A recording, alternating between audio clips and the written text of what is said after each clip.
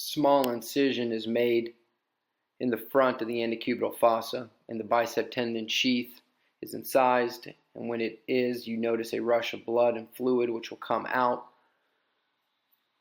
identifying the area of the hematoma within the bicep tendon rupture.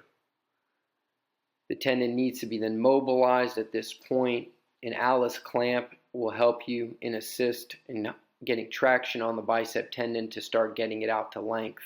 Once I'm ready, I bring two number 2 fiber loops. I use 2 of them to both recreate a short head and long head as they can exit, so I'll have 4 exiting strands. 2 of them will go to one button, 2 to another button, essentially making a short head and a long head. And I've looked at this technique using 2 number 2 fiber loops we've done in the lab. We've tested it. We've tested against using Krakau's. We've tested against using just a fiber loop. And the strengths have been equal, if not better. And what this shows is just a simpler way of doing this. When you lock the last 2 sutures from the ends, you get a very good construct, very strong and very simple and very efficient during surgery. We'll place a curved Kelly, which I take out of the OB set, which is longer and a little more stout for some of these larger patients. I'll follow my finger with the Kelly down to the the radial tuberosity. The key step is to remaining within the sheath and directly on the radial tuberosity. Assistance is done with full supination to feel the biceps tendon, not only the sheath but the radial tuberosity. Once it is found, you need to stay on bone to make sure you do not violate the periosteum to the ulna, and you'll be able to pop through.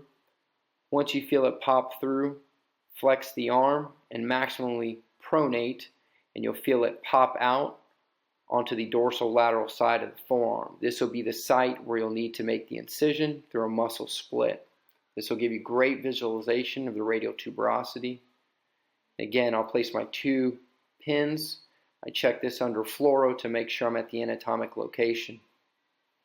This demonstrates how I'm placing it. I place one baby homin just dorsal to the radial tuberosity. I make sure I get a good spread both at the proximal and distal aspect of the anatomic insertion of the distal biceps.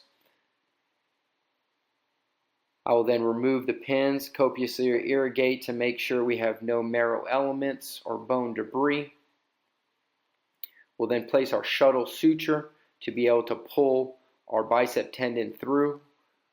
Make sure when you're passing your Kelly to open up the space a little bit. This will allow easier passage of the bicep tendon through the interosseous membrane.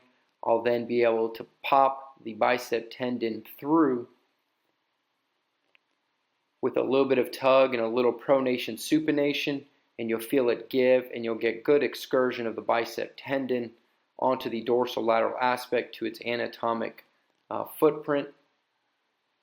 So once I have this pop through, I make sure that it has good excursion, good mobility, and that it can move freely and is not caught up with any adhesions. Upon completion of passing the bicep tendon, we move to the part of the technique where we load the unicortical button. They're flipped intramedullary. One limb from each button is taken back through the tendon to create a locking construct, so I can get a compression onto the tendon. This will not only lock the construct, but again will compress the tendon onto the bone. The buttons are easily flipped using the small 7mm buttons, which will create 2 buttons intramedullary and nothing extramedullary, and no concern of going bicortical. The incision required is approximately 3 centimeters on the dorsolateral forearm and only 2.5 centimeters in the antecubital fossa.